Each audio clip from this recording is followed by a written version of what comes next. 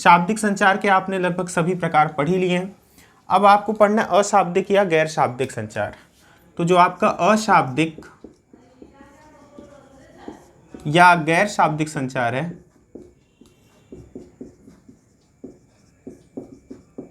तो इसका अर्थ तो आपको आराम से पता ही है, जिसमें शब्द की बात नहीं होती है, शब्द के अलावा बाकी चीज़ों की बात होती है। तो इसके भी कई आयाम होते हैं। तो शाब्दिक न होकर के गैर शाब्दिक के विषय में जो चर्चा की जाती है, उसमें आपको ये समझना है कि ये जो संप्रेषण है, इसमें शब्द की जगह जो बाकी चीज़ें आती, शब्द की जगह जो बाकी चीज़ें क्या क्या आ सकती हैं? आपकी भाव भंगिमा,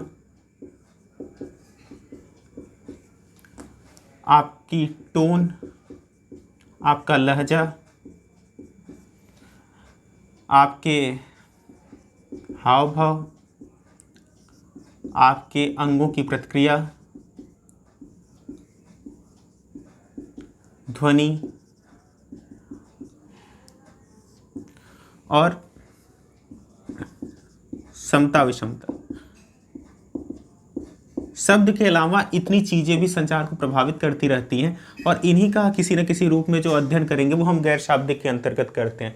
तो जो प्रमुख गैर शाब्दिक संचार हैं उनको अब एक एक करके हम समझते हैं। देखिए, भाव भंगिमा, टोन, लहजा, हाव भाव, अंगों की प्रतिक्रिया, ध्वनि, समता विषमता, ये सब संप्रेषण कौशल में बहुत महत्वपूर्ण होते हैं। तो अब एक एक करके जो गैर शाब्दिक संचार या संप्रेषण के रूप हैं उनको देखते हैं। सबसे पहले जो पढ़ना है काइनेसिक्स। काइनेसिक्स कहने का मतलब ही है ये कि पहली बात है ये गैर शाब्दिक है। जब भी हम कोई संचार करते हैं उसका 90% से अधिक भाग जो होता है, या 90% से 93% तक भाग गैर शाब्दिक संचार से प्रभावित होता है। 7% शब्द प्रभावित करते हैं, ये नियम है। मतलब 90% गैर शाब्दिक चीज़ें प्रभावित करती हैं किसी संचार की भाषा या बाकी चीज़ों को। तो संप्रेषण में शब्दों का जो स्थान है वो लगभग 7% है। शब्दों का जो स्थान है वो लगभग 7% है। उसके अलावा जो बाकी है वो लगभग गैर शाब्दिक से तय होता है। तो काइनेसिक्स में हम इसी को कहते हैं, सामान्य भाषा में ऐसा समझिए, शारीरिक भाषा। जब हम शारीरिक भाषा का अध्ययन कर रहे होते हैं या उसके बारे में प्रभाव बता रहे होते हैं, तो वही क्या है, काइनेसिक्स। अब शारीरिक भाषा में बहुत सी चीज़ें आती हैं, स्पर्श, नेत्र संचार और आकार, ढेर सारी चीज़ें, जो चीज़ें शारीरिक रूप से आपको प्रभावित कर रही है, तो वो सब के सब काइनेसिक्स यानी गैर शाब्दिक संचार या शारीरिक भाषा के संचार में आती हैं। अब आपके जो पैरा लैंग्वेज और बाकी चीज़ें हैं वो सारी चीज़ें भी क्या है, काइनेसिक्स के अंतर्गत आप उसका अध्ययन कर सकते हैं। तो पहला देखिए, काइनेसिक्स का मतलब ही क्या है, शारीरिक भाषा का अध्ययन करने वाला संचार। इसके बाद जो आपको देखना है कि जितने भी शारीरिक हाव भाव हैं इसके अंतर अध्ययन किए जाते हैं। दूसरी बात अब आपको बताना है पैरा लैंग्वेज। पैरा लैंग्वेज कहने का मतलब है हिंदी में जिसे पराभाषा कहते हैं। तो जो पैरा लैंग्वेज है ये भी क्या है, गैर शाब्दिक। पहला हो गया काइनेसिक्स, दूसरा है पैरा लैंग्वेज। पैरा लैंग्वेज में आपको ये समझना है कि इसमें जो अध्ययन किया जाता है वास्तव में किसका है, स्वर का, और शब्द कैसे कहे गए हैं, शब्द कैसे कहे गए हैं, इसका प्रमुखता से अध्ययन किया जाता है। देखिए, मेन चीज़ क्या है, इसमें शब्दों की चीज़ों को, शब्द का अध्ययन नहीं कर रहे बल्कि शब्द कहने की टोन का और स्वरों का अध्ययन कर रहे होते हैं। तो इसमें जब आप अध्ययन करने की इसमें बात करते हैं तो जो भी आपने संकेत दिए होंगे, मान लीजिए शब्द कहने की टोनिंग से ही पता चल जाता है कि आप अगले व्यक्ति से क्या कहना चाहते हैं। शब्द कहने का लहजा और स्वरों की पहचान इसमें की जाती है पैरा लैंग्वेज के अंतर्गत। तो आपको इसमें पहला है काइनेसिक्स, दूसरा है पैरा लैंग्वेज, तीसरा जो पढ़ना है जो बहुत ही महत्वपूर्ण है वो है मेटा संचार। पहले तो इसको एक चीज़ समझिएगा, मेटा का मतलब ही क्या होता है, केंद्रीयता से जुड़ा होता है, सेंटर पॉइंट से। तो केंद्रीयता कहने का मतलब है, देखिए जब हम कोई संचार कर रहा होता है या संप्रेषण कर रहा है तो सारी बातें हमें समझ में आ ही जाए ज़रूरी नहीं है। और हम क्या चाहते हैं कि देखिए, अगर मान लीजिए कोई आपसे नहीं बोल रहा है तो अगर आप जानना चाह रहे हैं कि वो आपसे क्या कहना चाह रहा है, तो आप समझने के लिए बाकी चीज़ों पे ध्यान देते हैं। जैसे हम ये कहें, कोई काला कपड़ा पहन करके किसी नेता के सामने आ जाए और कुछ ना बोले, तो नेता या बाकी व्यक्ति क्या समझ सकते हैं उसके बारे में, ये मेरा विरोध कर रहा है। कैसे? उन्होंने बाकी चीज़ों पे उसके जगह से, देखिए ध्यान दीजिएगा, बोला नहीं गया लेकिन अर्थ जो ग्रहण करना हुआ बाकी जगह से कर लिया गया। अर्थ ग्रहण करना है इसमें, मतलब किसी न किसी रूप में अर्थ को ग्रहण करेगा। कैसे? अपने वांछित स्तर पर। इसमें मेन चीज़ क्या होता है, वो सेंटर, केंद्रीयता को ढूंढा जाता है जो कि आपको अर्थ को ग्रहण करा दे वांछित स्तर पर। मतलब वांछित स्तर पर अर्थ ग्रहण करना मेटा संचार होता है। संप्रेषण में मेटा संचार जो है वो अशाब्दिक चीज़ों पे ध्यान दे करके जो मेन मोटिव या अर्थ है उसको ग्रहण कराने का प्रयास करता है। अब उससे आपको पता चल जाता है कि कौन सी चीज़ कितनी अच्छी है, कौन सी चीज़ कितनी बुरी है, या किस तरह से वो चल रही है। तो 3 आपको देखना, पहला तो काइनेसिक्स जो कि शारीरिक भाषा, कहने का मतलब बॉडी लैंग्वेज का अध्ययन है। दूसरा पैरा लैंग्वेज, ये स्वर, शब्द और जो टोन होते हैं, मतलब शब्द कैसे कहे गए, इसका अध्ययन करता है। मेटा संचार वास्तव में केंद्रीयता, मतलब अर्थ का जो मेन केंद्रीय भाव है उसको पकड़ने का प्रयास करता है अपने वांछित स्तर पर, वो मेटा संचार कहलाता है। तो ये जो तीनों है, काइनेसिक्स, पैरा लैंग्वेज और मेटा संचार, ये तीनों अशाब्दिक संचार के अलग अलग आयाम हैं। इनसे आपके एग्जाम में प्रश्न बनते हैं, तो अपने क्वेश्चन को करेंगे तो ये आसानी से समझ में आने लगते हैं। अब जो आपको पढ़ाना है कि वास्तव में जो संचार की प्रक्रिया है, कि संचार या संप्रेषण कैसे होता है, उसको आपको समझना है। देखिए, संचार की प्रक्रिया, इसको समझने के लिए कुछ चीज़ें समझना जरूरी होता है, उसको देखिए। मान लीजिए कि ये क्या है, प्रेषक है, और ये क्या है, प्रापक है।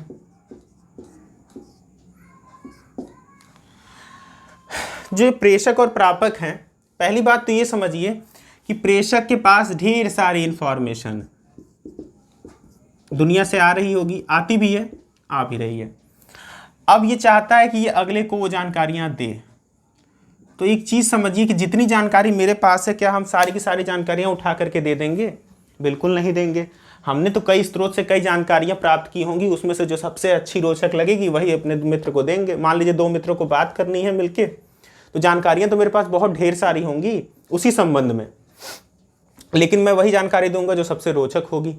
तो इस प्रक्रिया को आप ऐसा समझिए कि इसमें सबसे पहले मेरे पास ढेर सारे विचार हैं। समझिए कि मेरे पास बहुत ज़्यादा विचार हैं, बहुत ज़्यादा विचार और जानकारी है। जब मेरे पास बहुत ज़्यादा विचार या जानकारी है, सब का सब तो हम संदेश बना करके भेज नहीं सकते। पॉसिबल ही नहीं है कि सब चीज़ों को हम संदेश बना करके भेज दें, मतलब सारी जितनी मेरे दिमाग में सब उठा करके भेज दें। तो इसके लिए हम क्या करते हैं, अपने विचारों का काट छाट करके, ध्यान दीजिएगा, अपने विचारों को फिल्टर करके, काट छाट करके संदेश बनाने के लिए कूट लेखन का कार्य करते हैं। कूट लेखन का मतलब एक कोड बनाते हैं, छोटा सा व्यवस्थित संदेश। इतनी जानकारियों में से, मान लीजिए 100 जानकारियों में से 2 जानकारी को व्यवस्थित रूप से हम क्या बना देंगे, एक कूट बना देंगे। जब वो कूट लेखन का कार्य मेरा पूरा हो जाएगा, ध्यान दीजिएगा, जब आपके कूट लेखन का कार्य पूरा हो जाता है तब आप अगले स्टेप की तरफ बढ़ते हैं। देखिए, ये है आपका सेकेंड स्टेप। सबसे पहले बहुत ज़्यादा जानकारी है, आपके पास विचार है, तो सबसे पहले आप संदेश का क्या कर रहे होंगे, निरूपण कर रहे होंगे कि मुझे किस प्रकार का संदेश भेजना है, ठीक। और जब आप तय कर लेंगे दिमाग में कि आपको किस प्रकार का संदेश भेजना है, तब आप सेकेंड स्टेप में क्या करेंगे, उस संदेश को एकदम व्यवस्थित रूप में रख करके कूट लेखन कर देंगे। इसी को कहते हैं एनकोडिंग। और यही एनकोडिंग करने के कारण प्रेषक को ही क्या बोला जाता है, एनकोडर। इतनी बात समझ में आ गई। मेरे पास जो बहुत सारी जानकारी विचार हैं उनका हम निरूपण करेंगे, निरूपण करने के पश्चात कूट लेखन करेंगे। कूट लेखन करने का मतलब है इसको संकेत में, प्रतीक में बना करके एक छोटा सा व्यवस्थित रूप दे देते हैं। मतलब संकेत प्रतीक में बना करके, प्रतीक संकेतीकरण या प्रतीकीकरण या कूट लेखन करके इसका हम एक छोटा सा व्यवस्थित रूप बना देते हैं। जब ये छोटा व्यवस्थित रूप तैयार हो जाता है मेरे पास एकदम बढ़िया से, देखिए पहले ढेर सारी जानकारियों को हम लेके आए, निरूपित कर दिए, इसके बाद संकेत या प्रतीकीकरण या कूट लेखन करके एकदम तैयार कर लिए। और जब तैयार हो गया है तो किसी माध्यम पे बैठ करके क्या करेगा, संदेश का संचरण। यही कूटलेखन जो हो चुका है वही क्या बन चुका है, संदेश। और संदेश का अब क्या होगा, संचरण होगा। अब ये आगे की तरफ बढ़ेगा। जब संदेश आगे की तरफ बढ़ने लगेगा तो अब ये पहुंचेगा किसी के पास। ध्यान दीजिएगा, इसके दिमाग की इंफॉर्मेशन थी, इसने कूटलेखन किया, एक संदेश बना लिया, तो फिर संदेश का माध्यम पे बैठ के क्या हो गया, संचरण। अब संचरण हो गया तो सीधी सी बात है प्रापक के पास पहुंचेगा। अब प्रापक क्या करेगा, इस संदेश का जो एक कूट बना है इसको डिकोड करेगा, यानी कि कूटवाचन करेगा। कूटवाचन ही क्या है, डिकोडिंग। और यही डिकोडिंग करने के कारण जो ये प्रापक है इसको क्या बोलते हैं, डिकोडर। इसीलिए इसको क्या बोलते हैं, डिकोडर। सबसे पहले निरूपण हुआ, फिर कूटलेखन हुआ या संकेतीकरण हुआ, इसके पश्चात संदेश को माध्यम पर बैठा के संचरण करा दिए। संचरण कराने के बाद पहुंचा प्रापक के पास तो उसका कूटवाचन या व्याख्या हुई, इसी को व्याख्या भी बोल सकते हैं। जब इतनी चीजें हो गई, 4 स्टेप पूरे हो गए, तो अब इसके बाद इस स्टेप का क्या होगा, सीधी सी बात है अगर कूटवाचन सही किया होगा तो सारी जानकारियां मिल गई होंगी, तो क्या देगा अंत में। मैंने कल भी बताया था पिछली क्लास में कि क्या देता है अंत में, फीडबैक। फीडबैक यानी कि प्रतिपुष्टि देगा।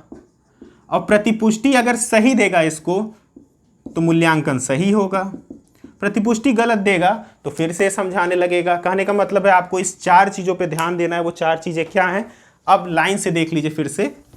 वो 4 चीज़ों का क्रम आपको याद रहना चाहिए। वैसे ही आसान सी चीज़ थी, समझ में आ भी गई होगी। देखिए, सबसे पहले हम जो हमारे विचार तथ्य हैं उनका एक निरूपण बनाएंगे। निरूपण करने के बाद हम कूटलेखन करेंगे, उसको एक छोटे से व्यवस्थित काट छाट करके अच्छा रूप देंगे। जब कूटलेखन हो जाएगा यानी कि संदेश मेरा तैयार हो गया, तो संदेश को माध्यम पे बैठा करके संचारित कर देंगे। इसी को संदेश संचरण कहते हैं। जब संचरण हुआ तो सीधे प्रापक के पास पहुंचा। जब प्रापक के पास पहुंच गया तो वो उसका क्या करेगा, डिकोड करके कूटवाचन कर लेगा। कूटवाचन कर लेगा तो अच्छा लगेगा, तो चुपचाप तुरंत क्या मिल जाएगी प्रभावी संचार के लिए, प्रतिपुष्टि। और इसी को, और यही प्रतिपुष्टि जान करके अगला जो प्रेषक है वो क्या कर लेगा, मूल्यांकन कर लेगा। तो बस यही स्टेप है, निरूपण, कूटलेखन, संदेश संचरण, कूटवाचन, प्रतिपुष्टि। ठीक है, ये चीज समझ में आ गई होगी। अब थोड़ा सा और आगे बढ़ते हैं।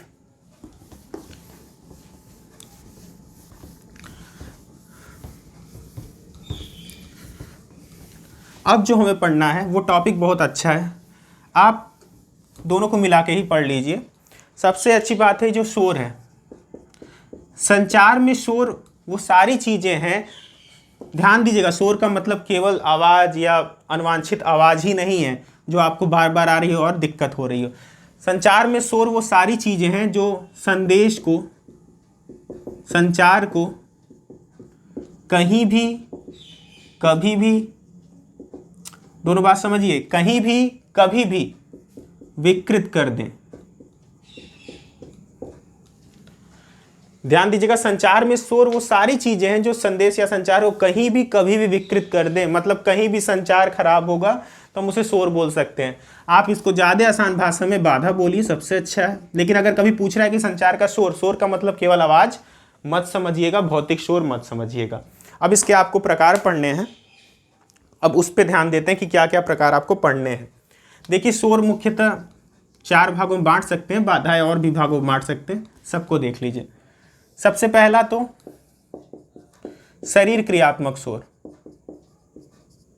ये बहुत आसान सा टॉपिक होता है। शरीर क्रियात्मक शोर के बाद हम कहते हैं भौतिक शोर, अगला कहते हैं मनोवैज्ञानिक शोर, अगला कहते हैं हम अर्थ संबंधी शोर।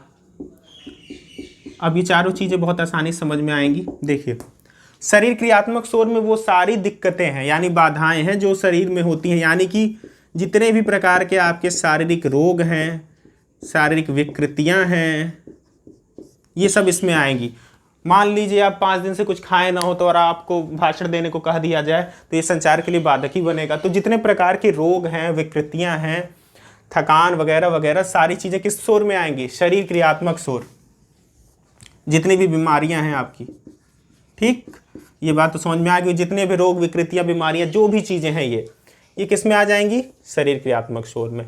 भौतिक शोर में वो सारी चीजें जो कि आपके संप्रेषण को बाहर से प्रभावित करें, जो भौतिक रूप से, भौतिक चीजें क्या होती हैं जिन्हें हम देख छू सकते हैं, देख सकते हैं, छू सकते हैं।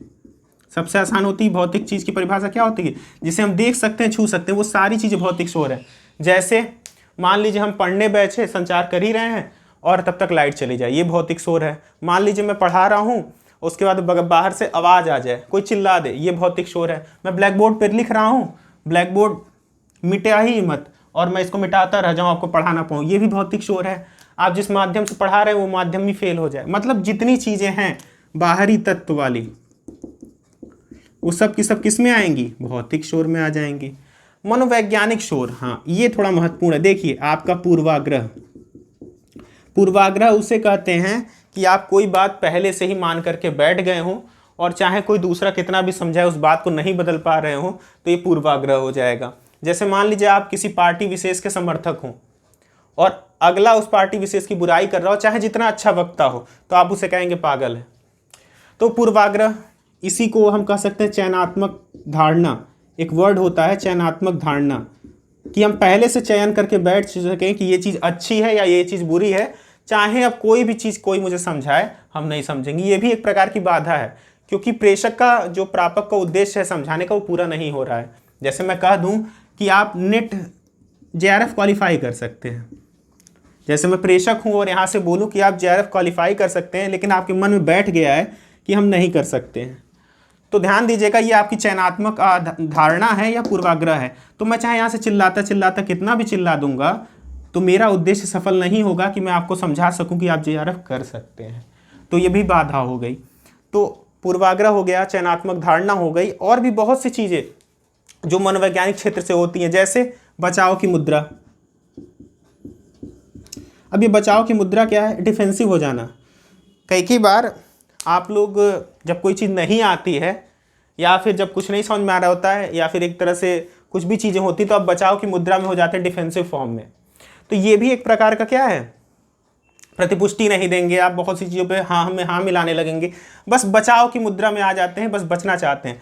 जैसे एक सिंपल सा एग्जांपल, जब आपको कुछ नहीं आता और रोज़ आप सबसे आगे वाली सीट पे बैठते हो क्लास में, और उस दिन अगर कोई पूछने वाला रहे तो आप सबसे पीछे वाली सीट या बीच में जाके छिप के बैठ जाएंगे। एक तरह से डिफेंसिव है, बचाव की मुद्रा है कि वहाँ से कोई देखेगा नहीं ना पूछेगा।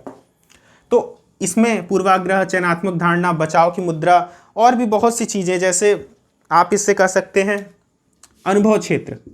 अब ये अनुभव क्षेत्र क्या है, मान लीजिए कोई व्यक्ति साइंस का टीचर है, एक एग्जाम्पल दे रहे हैं, और 40 साल से साइंस का टीचर है, तो इसका अनुभव क्षेत्र क्या है, साइंस फील्ड है। लेकिन किसी ने या किसी बड़ी अथॉरिटी ने उसको क्या कर दिया, हिंदी में पढ़ाने के लिए आज भेज दिया, तो अब उसका ये अनुभव क्षेत्र नहीं है। या फिर और भी चीज़ें, ये एग्जाम्पल है, देखिए उसका ये अनुभव क्षेत्र नहीं है, तो यहाँ जा करके वो पढ़ा नहीं पाएगा, वो संप्रेषण, वो उद्देश्य अपना पूरा नहीं कर पाएगा। तो अनुभव क्षेत्र भी एक चीज़ होती है जो कि मनोवैज्ञानिकता में आती है, ये भी बहुत प्रभावित करती है।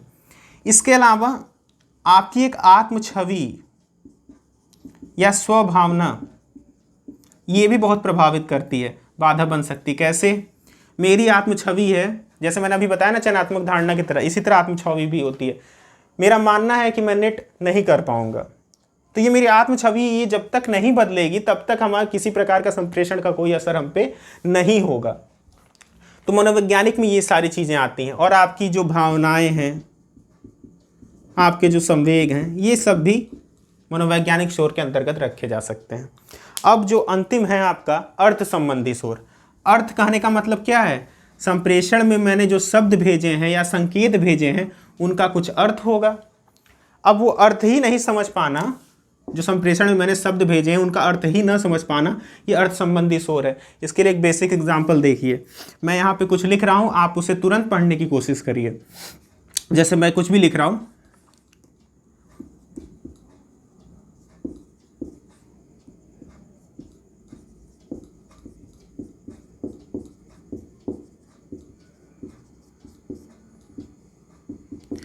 अब ये आप चाहे कोशिश भी कर रहे होंगे लेकिन आप पढ़ नहीं पा रहे होंगे।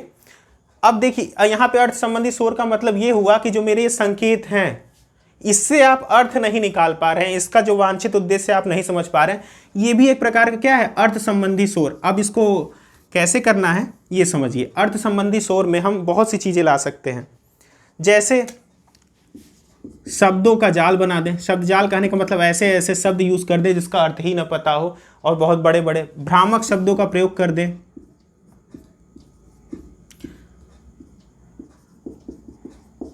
ये तो हो गया कि हम जब शब्द ही नहीं समझ पाएंगे तो उसका अर्थ नहीं कर पाते हैं। एग्जाम्पल के लिए कई बार यूजीसी में ऐसे हिंदी के शब्द आ जाते हैं जिसका अर्थ ही नहीं पता होता, तो आप विकल्प का चयन ही नहीं कर पाते हैं। वो आपका किस प्रकार की बाधा हो गई संप्रेषण में? अर्थ संबंधी बाधा, मतलब शब्द जाल, भ्रामक शब्दों का प्रयोग आपका अर्थ संबंधी शोर है। इसके अलावा भी बहुत सी चीज़ें अर्थ संबंधी शोर में आ सकती हैं, जैसे कि भाषा का ज्ञान कम होना। अब मान लीजिए आपको किसी भाषा का ज्ञान कम है और संप्रेषण करने चले गए तो भी दिक्कत है। सांस्कृतिक अंतर भी शोर या बाधा मान सकते हैं। सांस्कृतिक अंतर कहने का मतलब है, मान लीजिए हम नमस्ते करते हैं और कोई जापान या चीन वाला नमस्ते का अर्थ नहीं जानता, तो हम एक दूसरे की क्या है अर्थ को ग्रहण ही नहीं कर पा रहे हैं, तो संप्रेषण में बाधा आएगी। इसके अलावा परिवेश, वातावरण, ये सारी चीज़ें भी अर्थ के लिए अलग अलग होती हैं। जैसे अलग अलग धर्म जाति के लोग अलग अलग रंगों में महत्व होता है, तो वहाँ पे उन रंगों का अलग अलग अर्थ होता है। लेकिन अगर हम उस सांस्कृतिक चीज़ को नहीं समझ पा रहे हैं, उस वातावरण को नहीं समझ पा रहे हैं, तो ये अर्थ हमारे तक पहुँचेगा नहीं। तो ये भी संचार की क्या बन जाएगी? बाधा बन जाएगी। तो इतने प्रकार की आपकी बाधाएं हैं, शोर जो हैं। इसके अलावा भी कुछ चीज़ें हो सकती हैं, तो आप समझ जाएंगे कि क्या क्या चीज़ें आपको रोकती हैं। और एक और बाकी जो छोटी छोटी बाधाएं हैं उसको समझ लीजिए। ये तो आपकी 4 हो गई, शोर या बाधा।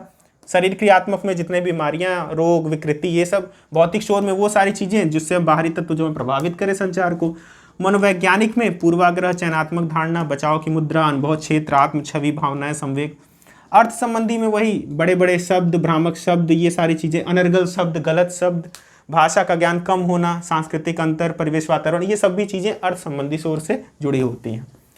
इसके अलावा कुछ और भी बाधाएं हैं, तो उसमें कुछ विशेष नहीं है। देखिए, अब जो छोटी मोटी बाधाएं हैं, जैसे कई बार आप कह सकते हैं, आप लोग को पढ़ाया जाता है कि एक अच्छी क्लास में 30 विद्यार्थी से 35 विद्यार्थी होते हैं तो क्लास अच्छी चलती है, संप्रेषण अच्छा चलता है। ये सारी चीज़ें पढ़े हैं, तो ध्यान दीजिएगा कि आपको ये भी पता होगा। जैसे और भी बाधाएं मैं लिख दे रहा हूँ, आपको इसका अर्थ अपने आप ही समझ में आ जाएगा। संगठन का आकार, ध्यान दीजिएगा, जितना बड़ा संगठन बनता जाएगा उतना संप्रेषण को, उतना उद्देश्य को बनाने में दिक्कत होती है, तो संप्रेषण का आकार महत्व रखता है। कभी कभी ज़्यादा औपचारिकता नुकसान कर जाती है, कभी कभी ज़्यादा अनौपचारिकता भी बाधा बन जाती है। तो बहुत से और भी बाधाएं आप जान सकते हैं, वो तो आपको प्रश्न पढ़ने पे समझना पड़ेगा कि और क्या क्या चीज़ें बाधाएं होती हैं। तो वो सारी चीज़ें आप बाधाओं में ले सकते हैं।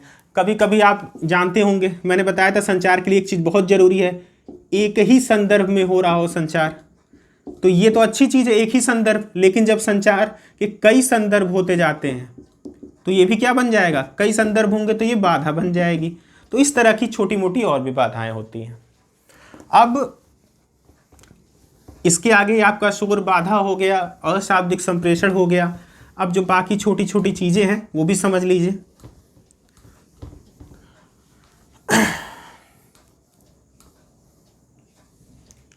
जैसे एक वर्ड है, एक शब्दावली है, पैराफ्रेसिंग। पैराफ्रेसिंग, अभी पैराफ्रेसिंग है क्या?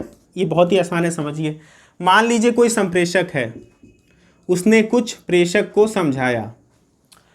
एक शिक्षक है, उसने छात्र को कुछ समझाया, ऐसा समझ लीजिए।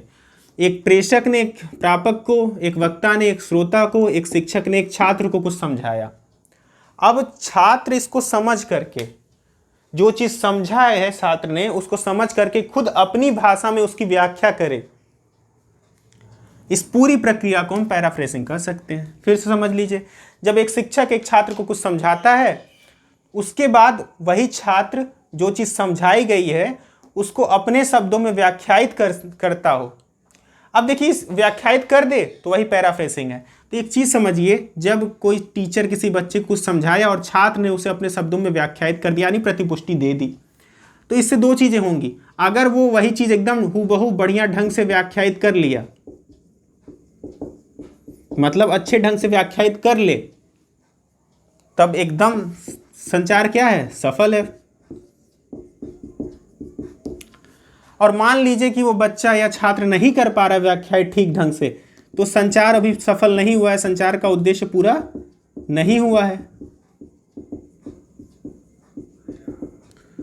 तो अब हम क्या करेंगे, संचार की प्रक्रिया में सुधार करेंगे। तो एक बात तो पता चल गई, पैराफ्रेसिंग संचार की प्रक्रिया में सुधार करने के लिए बहुत महत्वपूर्ण होता है। किस लिए महत्वपूर्ण होता है कि संचार में कुछ चीजें खराब थी, उनको सुधार लें।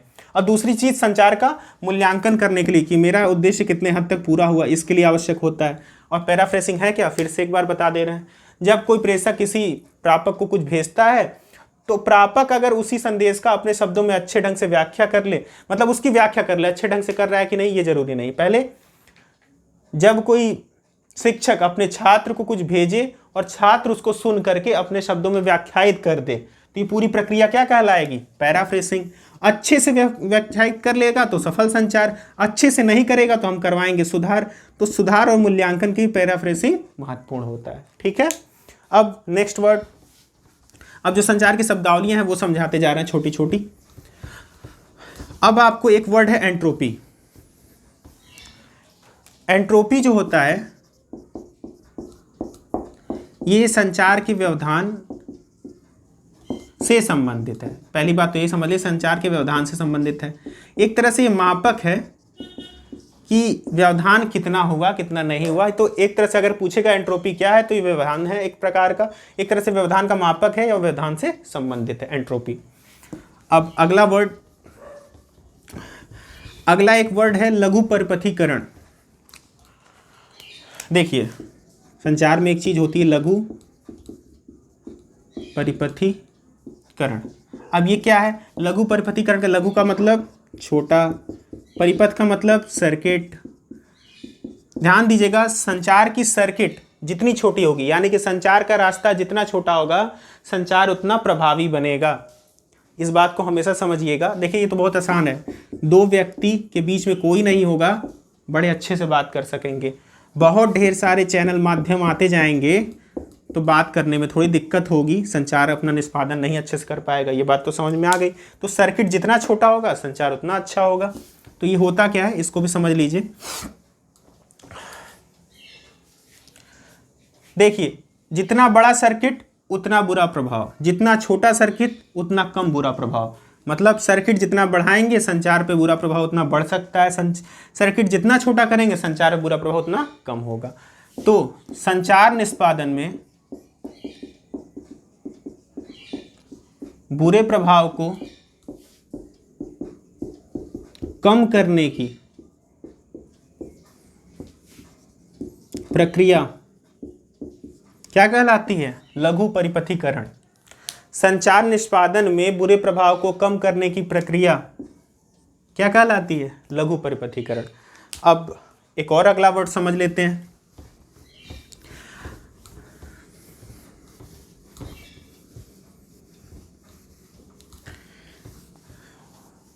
देखिए, अब एक चीज होती है, संचार में सबसे पहले क्या आता है। अभी मैंने आपको संचार की प्रक्रिया थोड़ी देर पहले बताई थी। संचार में सबसे पहले आता क्या है, पहले तो प्रेषक ही रहता है वैसे तो, लेकिन देखिए प्रेषक के दिमाग में कई विचार, अभी आपको समझा कि बहुत ढेर सारे विचार रहते हैं, उसको व्यवस्थित करके संदेश बनाता है। तो सबसे पहले ध्यान दीजिएगा, संचार में आता है कूट लेखन करना। वैसे तो संचार शुरू होता है व्यक्ति के मस्तिष्क में आने वाले विचारों से, लेकिन अगर वास्तविक रूप में संचार की जो प्रक्रिया आरंभ होती है वो किससे होती है, कूट लेखन से। यहीं से वो क्या करता है, कोडिंग करके संदेश बना रहा होता है। ठीक है, तो संचार में सबसे पहले आता है क्या, कूट लेखन। इतनी चीजें आपकी हो गई।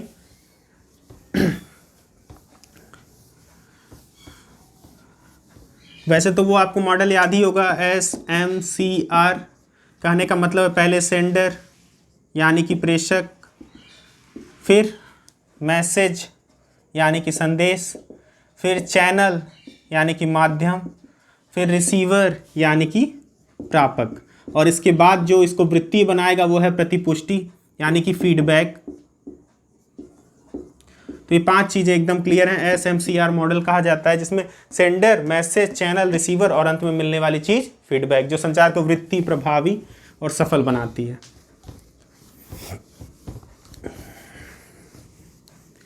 अब कुछ चीज़ें और समझ लीजिए जो कि क्वेश्चन में बनती हैं। देखिए, ये फिर से प्रेषक, ये फिर से प्रापक। अच्छा, एक चीज़ समझिए, मैं अभी आपकी क्लास ले रहा हूँ, मैं क्या बोलने वाला हूँ ये मैं जानता हूँ।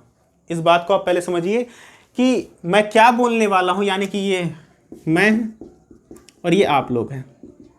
तो अब बात समझिए, मैं क्या बोलने वाला हूँ ये मैं जानता हूँ, तो मेरे अंदर जो उत्तेजना या बोलने का उद्दीपन होगा वो कैसा होगा? प्रत्याशित होगा ना। मैं पहले से आशा करता हूँ या जानता हूँ कि मैं क्या बोलने वाला हूँ, लेकिन मैं क्या बोलने वाला हूँ ये आप अभी नहीं जानते। तो आपके अंदर यानी कि प्रापक के अंदर, मैं प्रेषक हूँ तो मैं जानता हूँ कि मैं क्या बोलूँगा। देखिए, मैं कोई भी प्रेषक रहेगा वो जानता है कि वो क्या बोलने वाला है, लेकिन प्रापक नहीं जानता कि वो प्रेषक क्या बोलने वाला है, मतलब किससे शुरुआत करने वाला है। तो आपके अंदर यानी कि प्रापक या श्रोता के अंदर कैसी उत्तेजना होगी? अप्रत्याशित। बात समझ में आई? प्रेषक के अंदर किस प्रकार की उत्तेजना होती है? प्रत्याशित। प्रापक के अंदर किस प्रकार की होती है? अप्रत्याशित। अब यही अगर प्रेषक बन जाएगा तो इसके अंदर क्या हो जाएगी? प्रत्याशित। और ये प्रापक बन जाएगा तो इसके अंदर क्या हो जाएगी? अप्रत्याशित। ये तो समझ में आ गया होगा। जो बोलता है उसे पता रहता है क्या बोलने वाला है, लेकिन जो सुनने वाला है उसको नहीं पता है कि वो क्या बोलने वाला है। तो जो बोलने वाला है उसके अंदर प्रत्याशित उत्तेजना, जो नहीं बोलने वाला है उसके अंदर, जो सुनने वाला है उसके अंदर अप्रत्याशित उत्तेजना। ये भी आप लोग दिमाग में रखिए। अब इसके बाद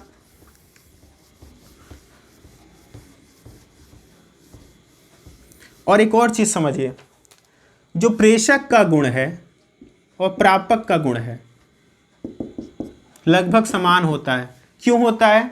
मैंने कई बार अभी क्लास के दौरान बताया है कि प्रेषक प्रापक बन जाता है, प्रापक प्रेषक बन जाता है। तो कहने का मतलब है दोनों के गुण भी लगभग समान है। लगभग क्या, पूरे ही समान होते हैं, लेकिन अंतर क्या होता है? जब कोई प्रेषक रहता है तो उसके अंदर संप्रेषण कौशल होता है, यानी कि भेजने वाला कौशल आ जाता है, और बाकी सारे गुण वही रहते हैं। और बाकी गुण क्या है? अच्छा व्यवहार, भाषा संबंधी ज्ञान, सांस्कृतिक ज्ञान, आचार व्यवहार, संप्रेषण कौशल, योग्यता, रुचि, ये सारी चीज़ें जो आपने शिक्षण वगैरह में भी पढ़ी होंगी। अब प्रभावी कक्षा संप्रेषण, ये एक टॉपिक है आपका। ये संप्रेषण हर बार आता है एग्जाम में कि प्रभावी कक्षा संप्रेषण। तो एक वर्ड लगा हुआ है क्या? प्रभावी, और आगे क्या है? कक्षा, और आगे है संप्रेषण। आपने अभी तक जितना पढ़ा वो पढ़ा संप्रेषण के विषय में। कक्षा क्या होती है? और आपको पता ही है कक्षा क्या होती है? शिक्षक प्लस छात्र प्लस पाठ्यक्रम, यही होती है कक्षा। अब कक्षा एक मानक जगह है तो कैसी होती है? औपचारिक भी होती है। इतनी बातें आपको कक्षा के विषय में समझना है। प्रभावी, कोई संप्रेषण कब प्रभावी होता है? कई बार समझाएं फिर भी बता दे रहे हैं। प्रतिपुष्टि मिल जाए और प्रतिपुष्टि सही मिले, फीडबैक, तो संचार क्या होगा? प्रभावी होगा। तो चलिए, सबसे पहली शर्त प्रभावी कक्षा संप्रेषण को पहली बात समझिए। प्रभावी कक्षा संप्रेषण होता क्या है तो हम बताएंगे कि कैसे किया जाता है। शिक्षक अपने संप्रेषण कौशल द्वारा छात्रों को कुछ चीजें सिखाता है और उम्मीद करता है कि छात्र वो सारी चीजें सीख जाएंगे, और इसी उम्मीद पे जब छात्र खरे उतरते हैं और उनके मूल्यांकन के बाद वो सफल होते हैं तो वो पूरा कक्षा संप्रेषण क्या माना जाता है? प्रभावी। इतनी बात तो आपको समझ में आ गई होगी, लेकिन ये प्रभावी बनेगा कैसे? अब आपको यही बात समझनी है।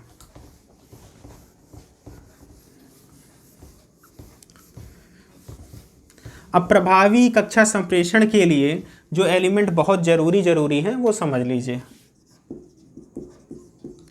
और एग्जाम में वो ऑप्शन दिखे तो वो टिक भी लगा लीजिएगा। प्रभावी कक्षा संचार या संप्रेषण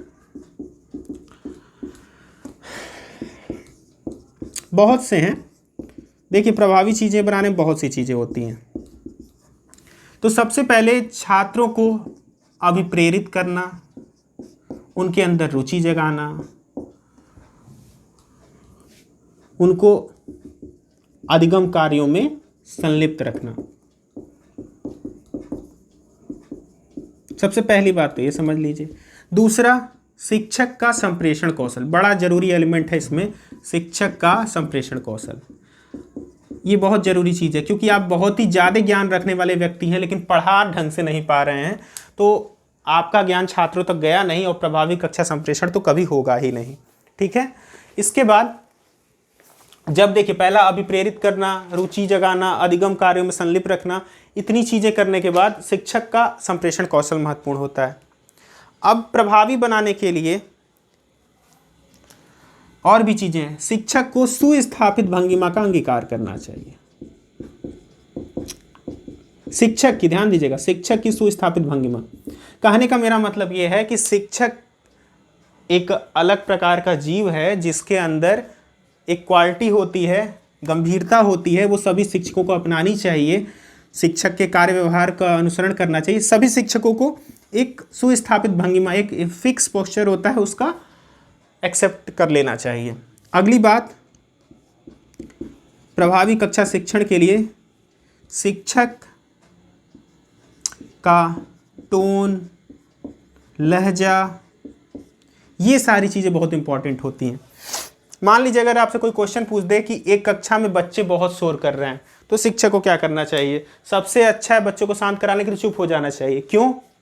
ध्यान दीजिएगा, मान लीजिए आपकी आवाज़ सुन कर के बच्चे क्या कर रहे हैं, क्लास में शोर कर रहे हैं, ठीक।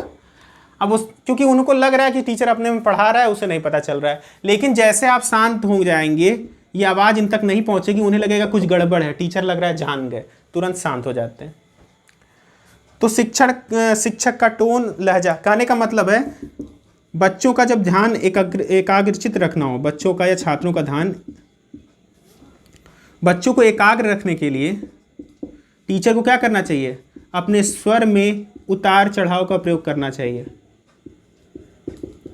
देखिए अगर आपका आवाज़ हमेशा चढ़ाव पे है, यानी कि बहुत ऊंची है, तो छात्र अगर नहीं भी सुनेंगे तो भी उन्हें सुनाई दे रहा है। लेकिन अगर आप उसी बीच में कोई धीरे बोल दें तो छात्र को सुनाई नहीं दिया, तो इसका मतलब क्या, छात्र आपके ऊपर और ध्यान देंगे, इसलिए ऊपर नीचे करते रहना चाहिए। इसी को हम बोलते हैं वॉक मॉड्यूलेशन, वॉक मॉड्यूलेशन, इसी को स्वर में उतार चढ़ाव करते रहना चाहिए। किस लिए? छात्रों को ध्यान एकाग्र करने के लिए। इसके अलावा सामंजस्यपूर्ण होना चाहिए। शिक्षक को क्या करना चाहिए? सामंजस्य, वातावरण से, छात्रों से, संस्था से, प्रबंधन से, तो इससे और भी अच्छी कक्षा प्रभावी बन जाएगी। इसके अलावा अच्छा व्यवहार, उचित ज्ञान, अर्थपूर्ण प्रश्नों का पूछना, क्लास में हमेशा अर्थपूर्ण प्रश्न पूछते रहने चाहिए। छात्रों की व्यक्तिगत भिन्नता का ज्ञान, इतनी सारी चीजें होनी चाहिए, और भी बहुत सी चीजें, लेकिन ये प्रमुख हैं। देखिए, अभिप्रेरित करना, रुचि पैदा करना, अधिगम कार्यों में संलिप्त रखना, शिक्षण का संप्रेषण कौशल, सुस्थापित भंगिमा का अंगीकार करना, शिक्षक का टोन, लहजा एकाग्र बनाने के लिए वॉक मॉड्यूलेशन का प्रयोग करना, सामंजस्य, वातावरण, इन सब चीज़ों से किससे सामंजस्य चाहिए? वातावरण, छात्रों, संस्था आदि प्रबंधन से सामंजस्य हो। अच्छा व्यवहार, उचित ज्ञान, अर्थपूर्ण प्रश्न, छात्रों की व्यक्तिगत भिन्नता का ज्ञान होना, ये सारी चीज़ें आपके अच्छे कक्षा संप्रेषण यानी कि प्रभावी कक्षा संप्रेषण को बनाती हैं। इतनी आपकी चीज़ें हैं। इसके अलावा आपको कुछ और चीज़ें भी बताई जा सकेंगी। देखिए अब जो है ये सारी चीज़ें जब हो गई तो जैसे कुछ वर्ड आ जाते हैं जार्गन्स, इसकी आप हिंदी जानते हो तो अच्छी बात है, नहीं जानते हो फिर भी जान लीजिए। जार्गन्स का मतलब होता है, अभी आपको शब्द जाल वगैरह चीज़ें बताए ना, तो ऐसी शब्दावली जो एकदम भ्रामक हो, अप्रचलित हो, ऐसी शब्दावली का प्रयोग करना जार्गन्स है, ठीक। इसके अलावा क्लीशे, ये मान लीजिए कि जैसे किसी चीज़ का बार बार दोहराव या ऐसी चीज़ें, बार बार रिपीटेशन, ये सारी चीज़ें। अब कुछ और चीज़ें हैं जो कि आपको बता दे रहे हैं, एक दो और चीज़ें हैं। देखिए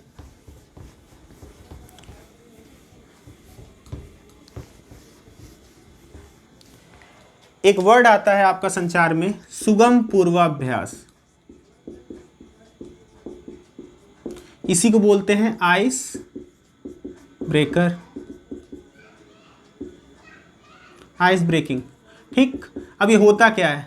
देखिए अच्छे वक्ता को संप्रेषण से पहले इसका प्रयोग करना चाहिए। तो अगर पूछ दे अच्छे वक्ता का गुण है, आइस ब्रेकिंग अगर है आपके आंसर में तो क्वेश्चन में, तो आप उसे टिक लगा सकते हैं। अच्छे वक्ता को पहले उसके पहले अच्छे से प्रैक्टिस कर लेनी चाहिए कि क्या क्या चीज़ें मुझे कब बोलनी है, कैसे बोलनी, यही पूरी प्रक्रिया क्या कहलाती है, सुगम पूर्वाभ्यास या आइस ब्रेकिंग। ठीक है, तो प्रभावी संचार के लिए सारी चीज़ें बहुत ज़रूरी होती। अब एक दो महत्वपूर्ण बातें और हैं, वो भी जान लीजिए। देखिए, जब संप्रेषण की बात आ रही है तो आप इसके कुछ क्रम होते हैं। मैंने अभी आपको एक क्रम बताया, SMCR, अभी पढ़ाते समय बताया कि sender message receiver, sender message channel receiver. इसी को आप कह सकते हैं सोर्स मैसेज चैनल रिसीवर, यानी कि आप बता सकते हैं स्रोत, फिर संदेश, फिर माध्यम, फिर प्रापक। ठीक, अब एक और क्रम आपको दिमाग में रखना है जो कि अभी तक पूछता ज़्यादा नहीं है, एक दो बार पूछा है, लेकिन वो बहुत आवश्यक भी है। कक्षा जो प्रभावी संप्रेषण में एक क्रम बन सकता है, वो भी समझ लीजिए कि वो क्रम है क्या, होगा क्या। जैसे आपसे अगर वो क्रम पूछ दे तो आप उसको कैसे बताएंगे। अब आपको कक्षा संप्रेषण का एक क्रम समझना है, वो भी समझ लीजिए। कक्षा संप्रेषण में सबसे पहले जो आने वाली चीज़ है वो है क्या, जागरूकता। ये क्रम है, सबसे पहले जागरूकता है, जागरूकता के बाद रुचि जगती है, रुचि जगेगी तो आप पढ़ेंगे। अब इसके बाद मूल्यांकन होगा और आपको सही ज्ञान की प्राप्ति होगी। ये क्रम भी अपने दिमाग में रख लीजिए, जब कक्षागत संप्रेषण के संदर्भ में पूछेगा तो ये क्रम आपका महत्वपूर्ण बनता है। जागरूकता, फिर रुचि, फिर मूल्यांकन, फिर ज्ञान। और एक अंतिम बात, तुल्यकालिक संचार क्या है और अतुल्यकालिक, एक छोटी सी हेडिंग है, इसको भी समझ लीजिए, बहुत ही आसान है। तुल्यकालिक वो चीज़ें हैं जो लाइव हो सकती हैं, जिसको आप लाइव देखते हैं। ध्यान दीजिएगा, जितनी भी चीज़ें आप लाइव देखते हैं, जैसे मैच वगैरह वगैरह, जो भी चीज़ें आप लाइव देखते हैं वो सब कुछ तुल्यकालिक में आती हैं। और वो चीज़ें जो लाइव की जगह नॉन लाइव होती, जो लाइव नहीं होती, लाइव मतलब समझ रहे हैं ना, सीधा प्रसारण जिसे आप बोलते हैं, और जो चीज़ें लाइव नहीं होती हैं वो अतुल्यकालिक में आती हैं। जैसे हमेशा के लिए रिकॉर्ड में पढ़ी रहती, जैसे किताबें, इसको आप कभी भी पढ़ सकते हैं, लेकिन आप अगर 8 बजे की बुलेटिन है वो 8 ही बजे सुनेंगे, लाइव आ रही होगी, तो उसके बाद आप नहीं सुन सकते। वो किसमें है, तुल्यकालिक में। अतुल्यकालिक में आपकी किताबें हो गई, अखबार हो गए, हमेशा आपको मिलते रहते हैं। तो ध्यान दीजिएगा, तुल्यकालिक में जो चीज़ें लाइव हैं वो तुल्यकालिक संचार में आती हैं, जो चीज़ें लाइव नहीं है वो अतुल्यकालिक संचार में आती हैं। ठीक है।